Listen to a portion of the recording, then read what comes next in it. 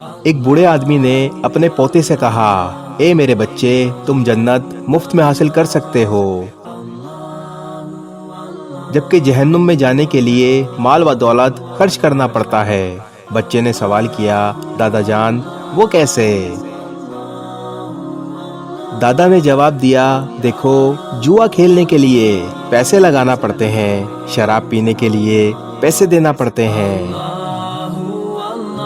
کوئی بھی نشہ کرنے کے لیے پیسہ خرچ کرنا پڑتا ہے، گانے بجانے کے لیے پیسہ خرچ کرنا پڑتا ہے، کوئی بھی عیاشی کے لیے سیر و سیاحت کرنا ہو تو ہر چیز کے لیے پیسے لگانا پڑتے ہیں، مگر اے میرے بیٹے، جنت کے لیے کوئی روپیہ پیسہ خرچ نہیں کرنا پڑتا۔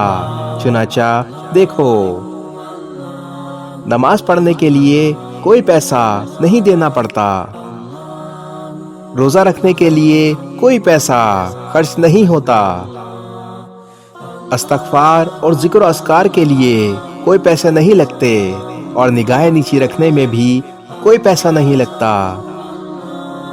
میرے بیٹے، اب تم خود فیصلہ کرو، غلط راہ پر مال و دولت خرچ کر کے جہنم خریدنا چاہتے ہو یا مفت کی نیکیاں کر کے جنت کو حاصل کرنا چاہتے ہو؟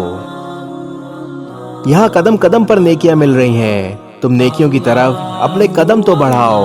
مال و دولت خرچ کرنا بھی ہے تو راہ خدا میں کرو، فضول کاموں میں مال و دولت خرچ کر کے کیوں جہنم خرید رہے ہو؟ آؤ نیک کام کریں اور جنت چلیں۔ اس ویڈیو کو شیئر ضرور کریں، ہو سکتا ہے آپ کے ایک شیئر سے یہ بات کسی کے دل میں اتر جائے۔